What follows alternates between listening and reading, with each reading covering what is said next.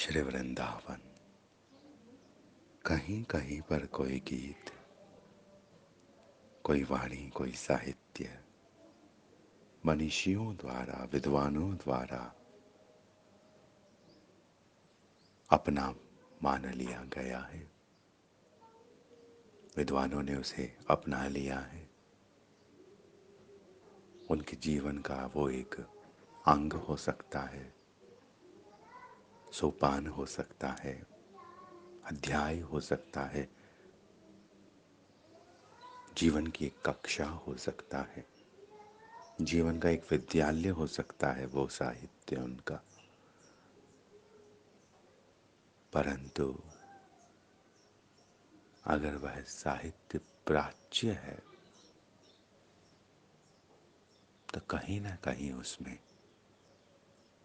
सहजता की, मधुरता की, निर्मलता की, कोमलता की गूंज होगी, जिसका अनुभव जिसका अनुभव आधुनिकता में आसक्त भोगी को नहीं हो सकता। विद्वान, वास्तविक विद्वान निश्चित प्रेमी होगा। निश्चित प्रेमी ही वास्तविक बोध को अनुभव कर पा रहा होगा। वरण वरण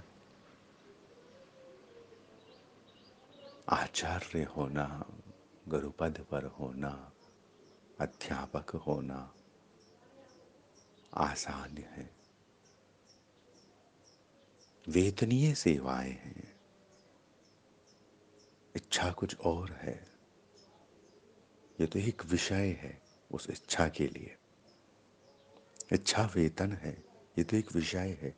इच्छा प्रसिद्धि है, ये तो एक विषय है। इसलिए इसमें गोता नहीं है। प्रेम का गोता जब लगता है तब कोयल जीव जंतु नहीं, प्राणों की ध्वनि, प्राणों की गूंज जो मैं बता ना सकूं वो अनुभव होती है। प्रेम जब मचलता है तब ये मेघ, ये बादल जड़ नहीं, अचेतन नहीं, निर्जीव नहीं, मुझसे कुछ अधिक, मुझसे कुछ अधिक उतावले, मुझसे कुछ अधिक बावले, मुझसे कुछ अधिक दीवाने, मस्ताने, परवाने, रस रंग के पैमाने। बादल निर्जीव है और बरस जाए और बरस कर लता खिले, फूल खिले, फल खिले और फल को मैं पालूं। मैं चेतन हूं, बादल निर्जीव है। जिसे अपनी जड़ता का अनुभव नहीं है उसे समस्त में जड़ता का आभास हो सकता है, और जिसे अपनी जड़ता का अनुभव है उसे समस्त की चेतना की सुगंध मधुरतम मधुर आ सकती है। यह मेघ दूत है और इस पर मेरा अधिकार इसलिए है क्योंकि मेघ पर मेरा अधिकार है, नवघन पर मेरा अधिकार है, घन पर मेरा अधिकार है।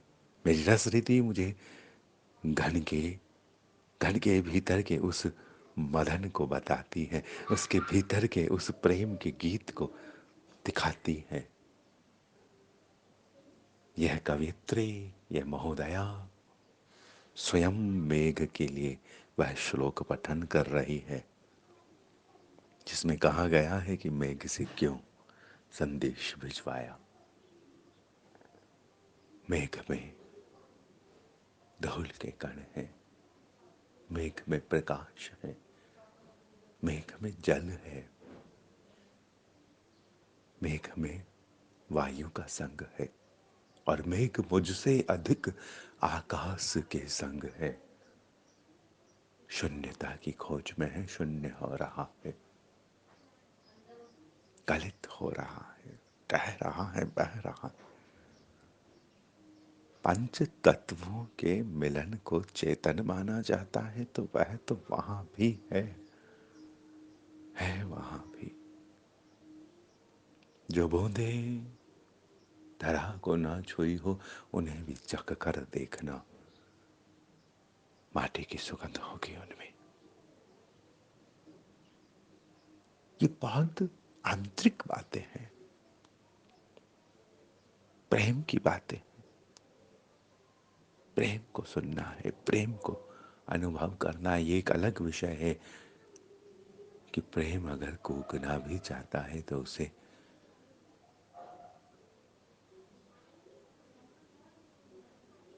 स्तंभित कर दिया जाता है, मौन कर दिया जाता है। कहा जाता है ना, नारे लगाने हैं ना कि प्रेम तो गूंगा है। सच बताओ, तुमने गूंगा कहा कि गूंगा किया? दोनों में भेद है। कहीं तुमने गूंगा तो नहीं कर दिया प्रेम को? ये मेघदूत विरह गीत है। ये अलग बात है, युगल रस में रहते हुए मैं किसी यक्ष यक्षिणी के प्रेम के गीत को नहीं निवेदन कर सकूं, परंतु मेघ पर मेरा अधिकार है, प्रेमियों पर मेरा अधिकार है, नायक नायिका के श्रृंगार रस पर मेरा अधिकार है। कभी अवसर बने तो हम करें इस पर बात। इसमें आएगा श्रृंगार उद्रेक, छलित खलित ललित टपकेगा हृदय, प्रेमास्पद से मिलने के लिए लालसाओं का ढेर, मधुर संयोग के संकल्प, संयोग के चित्र, संयोग के स्वप्न झलकेंगे यहाँ, बहेंगे यहाँ, मिलेंगे यहाँ।